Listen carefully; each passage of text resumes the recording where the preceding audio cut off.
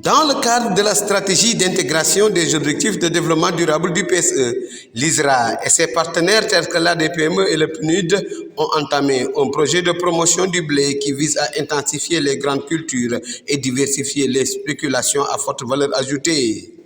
Monsieur Hamoudou Baldé, DRDR de Saint-Louis, exprime sa satisfaction au nom du gouverneur de la région. Ces trois activités qui ont été déroulées durant le mois de mars, à savoir la formation sur les bonnes pratiques sur le blé, mais aussi la formation sur la transformation du blé, mais aussi avec les boulangers. Donc aujourd'hui, on était à la cérémonie de restitution en tout cas de ces activités, présentées en tout cas à tous les acteurs qui sont là aujourd'hui, les activités réalisées au courant de ce mois de mars. Donc c'est une satisfaction en tout cas qu'on remarque pour en tout cas la mise en œuvre de ces activités.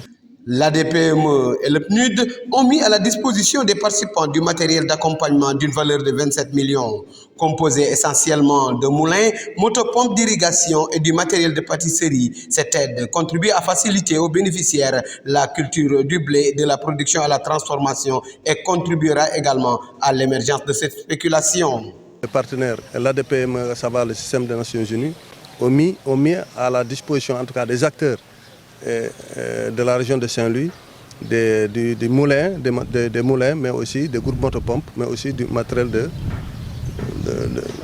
de pâtisserie, donc d'une valeur de 27 millions.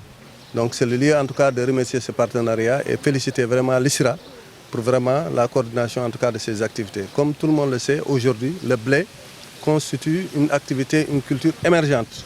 Et l'État du Sénégal, à travers le ministère de l'Agriculture et de la Souveraineté alimentaire, est en train de prendre des dispositions pour au moins faire émerger cette culture à de grandes superficies.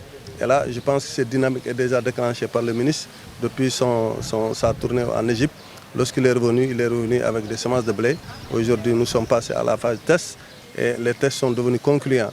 Donc, nous avons l'appui des partenaires pour accompagner en tout cas cette culture de blé depuis la production jusqu'à la transformation. La culture devrait, à travers cet apport, va passer vraiment à une phase échelle test pour vraiment permettre aux acteurs vraiment d'aller davantage vers la production en tout cas de blé. Donc le ministère de l'Agriculture est dans des dispositions en tout cas pour la campagne à venir pour en tout cas faire plus, pour augmenter les emblavures, mais aussi pour accompagner en tout cas la recherche en tout cas dans cette initiative. De son côté, Dr Omar Ndaoufaye, directeur du Centre de recherche agricole de Saint-Louis, précise les mécanismes utilisés pour le partage des technologies et accentuer le travail sur la chaîne de valeur du blé. Une technologie n'a de sens que quand elle est partagée. Et Dieu a fait qu'avec l'homologation de ces variétés, la technologie devient partagée. Ça appartient au public. Les variétés ont été homologuées, inscrites dans le catalogue national des semences et plants. Donc, il faut travailler la chaîne de valeur. Et pour travailler la chaîne de valeur, il faut démarrer par le marché. Le marché, c'est ce qui consomme. Qu'est-ce que nous avons fait? Avec cette série de formations, nous avons travaillé avec les boulangers, travaillé la pâtisserie pour montrer comment les consommateurs apprécient la qualité de la farine, du blé que nous avons produit localement. Et heureusement qu'ils l'ont, vous l'avez entendu, ils l'ont apprécié. Ils disent que même c'est mieux apprécié que le blé importé. Ça montre que nous faisons alhamdoulilah parce qu'on pouvait développer la technologie, avoir des variétés, mais que ça ne soit pas bien apprécié. Un travail qui a été approfondi par l'ISRA a permis également de découvrir d'autres avantages sur la production du blé, selon les précisions de Dr Ndaoufaye. Toutefois, il appelle aux différents acteurs de la chaîne de valeur à multiplier les efforts pour une meilleure stabilisation de cette filière. Nous avons travaillé aussi, formé les transformateurs. Et moi, ce qui m'a surpris, c'est d'entendre qu'on peut même faire le blé, pour même substituer le riz au niveau du poisson. Au lieu de dire le tchéboudian, on peut dire le blédien. Et ça, on l'a appris cette année, aujourd'hui. Moi, je l'ai appris aujourd'hui que les femmes disent qu'ils peuvent faire du blé au poisson. J'ai entendu aussi du couscous au blé, du tchakri blé, donc ça devient vraiment une culture qui répondent vraiment aux consommateurs, aux besoins alimentaires de nos populations, de nos exploitations. Et sur ce, vraiment, nous, on a une technologie, mais il faut monter la chaîne de valeur.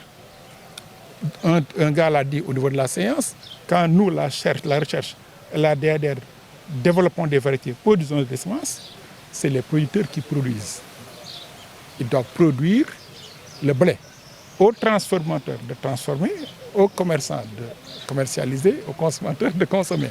Et cette chaîne-là, il faut la construire à partir d'ici, à chaque maillon. Et maintenant, c'est aux structures d'accompagner. On a le PNUD, on a l'ERCO, on a l'ADPME et on a l'Agence régionale de développement R&D qui est là, qui nous accompagne. La valeur ajoutée de la culture du blé reste inestimable. Selon ce chercheur de l'ISRA, cette culture englobe des avantages énormes et demeure une alternative solide pour la souveraineté alimentaire. Je ne peux même pas estimer la valeur ajoutée. Parce que là où on n'avait pas rien, des femmes disent qu'elles peuvent faire du tchagri, elles peuvent faire beaucoup de sous-produits. Le boulanger vient, il vous dit que le pain que je produis avec votre variété est meilleur que le pain avec le blé que j'ai importé.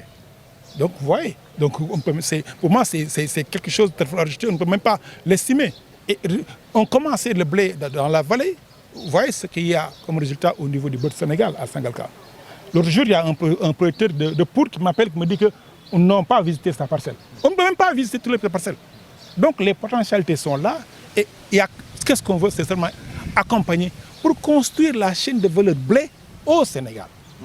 Il faut que les semences soient produites au Sénégal, certifiées au Sénégal, transformées au Sénégal, consommées au Sénégal. Et arrêtons de n'importe. Le blé étant une spéculation nouvelle pour l'agriculture sénégalaise, la formation des producteurs aux techniques de culture, la transformation des technologies et la valorisation par la transformation vont constituer des facteurs déterminants pour la réussite de cette culture.